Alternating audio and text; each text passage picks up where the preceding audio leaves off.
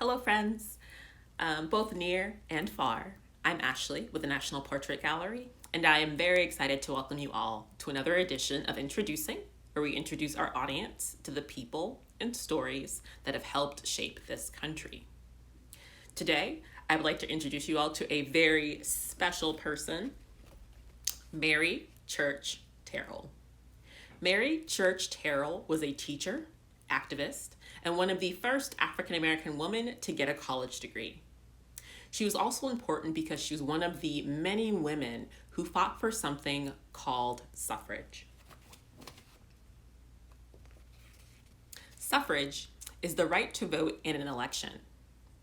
An election is how adults decide many things, including who will be the president of this country.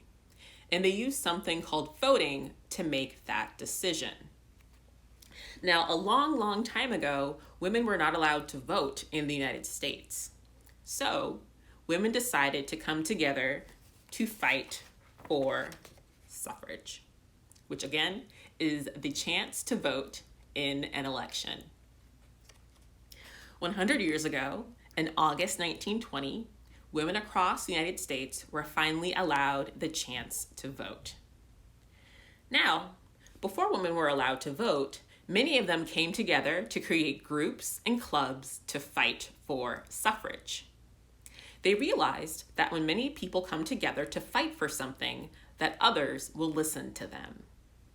Sometimes, though, women who were Black, Asian, Latina, or Native American were not allowed to join these clubs because of the color of their skin. This is called racism, which is when one group decides to exclude another based on their race. Women, like Mary Church Terrell, created their own groups and clubs to make sure that women of color felt welcome and that their contributions for fighting for suffrage mattered. In 1896, Mary Church Terrell, along with other women, started the National Association of Colored Women's Clubs. Now, the word colored is how African Americans were described in the past. Today, we do not use the word colored. Now we say Black or African American. The association that Mary Church Terrell started brought together many different groups of Black women from all over the country, together in one single place. Now, they fought for many things, and not just the right to vote. They fought to improve the lives of women and to make sure that everyone, including women and children, had the ability to go to school and get an education. Mary Church Terrell was the first president of this association. She gave speeches and worked with other important women like Susan B. Anthony to make sure that all women had the chance to vote. Now let's get back to the image. So again, this is a painting of Mary Church Terrell from 1946. Now take a quick moment to look at this image. Bring a little close.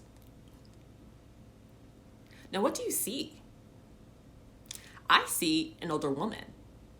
One of the reasons why I think she might be older is because of her white hair and some of the lines on her face. What else do you see? I see a pearl earring, a blue dress, and it looks like her head is tilted to the right. It also looks like she's smiling. What do you think she's smiling about? Do you think she's smiling because of all of her accomplishments? Do you think she's thinking of all the wonderful women she's worked with over the course of her career? Maybe her smile is a flash of hope, hoping that the lives of African American women will be better in the future. In the last story time, my colleague Irina shared that African American women and other women of color would have to wait several more years after 1920 to gain the right to vote. But the work of Mary Church Terrell and other women shows that, the work that they've done, even though it's in the past, has shaped the world we live in today. Thank you so much for participating in this week's Introducing. We hope to see you next Wednesday. for a new story.